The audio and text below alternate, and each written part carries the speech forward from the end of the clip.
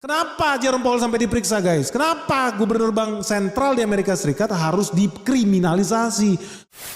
Jadi teman-teman udah resmi ya, Kejaksaan Agung di Amerika Serikat itu bakal membuka investigasi terhadap Jerome Powell. Jerome Powell bakal jadi tersangka guys. Jerome Powell ini selama ini merasa dirinya adalah raja guys, raja di atas segala raja. But anyway, kisah ini tentang bank setan di Amerika Serikat. Jadi udah resmi nih, Kejaksaan Agung bakal mengkriminalisasi Jerome Powell nih, gubernur bank sentral Amerika Serikat. Dan ini sebetulnya hal yang sangat menarik. Siapa tahu kita bisa copy paste di Indonesia. Lu tahu ya, mereka tuh hobinya korupsi, duit triliunan, cetak duit seenak jidat guys. Dan nilai korupsi yang dibikin bank sentral Amerika Serikat itu gak main-main. Nilainya sampai 2,5 miliar dolar. Cuma buat bikin apa? Kantor baru, bikin gandung baru. Negara lagi menderita, rakyat Amerika Serikat kekurangan duit, banyak gelandangan tidur di pinggir jalan. Tapi bank sentral memang betul-betul raja di atas segala raja guys. Malah sibuk bikin proyek-proyek palsu, markup, korup sampai 2,5 miliar dolar. Lu tahu 2,5 miliar dolar itu setara 42 triliun guys. Dan ini betul-betul terjadi di semua bank sentral yang ada di seluruh dunia. Hobinya apa? Korupsi guys, duit rakyat lu dikadalin. Padahal tugas mereka itu bukan korupsi loh. Tugas mereka itu mengontrol inflasi, mengontrol nilai tukar mata uang kita. Tapi ternyata hobinya korupsi guys. Sadis mereka ini. Dan ini sebetulnya bukan pertama kalinya Donald Trump itu kesel